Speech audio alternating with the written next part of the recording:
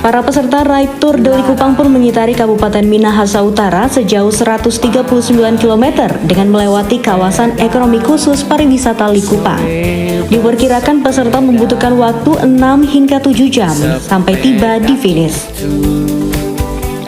Acara pun dilanjutkan dengan pelepasan peserta Trap the Minute yang diikuti oleh Sekjen PDI Perjuangan Hasto Kristianto, Gubernur Sulawesi Utara Oli Dondo Kambe, Wakil Gubernur Stephen Kando, Bupati Minahasa Utara Jone Ganda, Wali Kota Manado Andre Anggo, Bupati Minahasa Selatan Frankie Wongkar, Wali Kota Bitung Maurits Mantiri, Bupati Sitaro Evangeline Sasingen, dan puluhan peserta lainnya.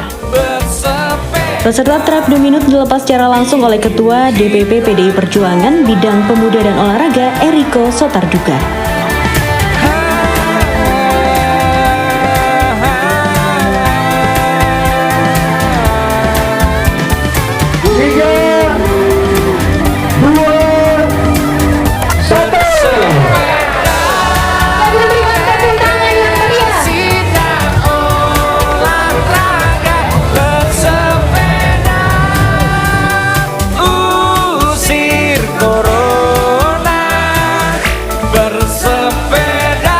Para peserta Trap the Minute akan mengitari Desa Air Madidi hingga Desa Kalawat sejauh 30 km.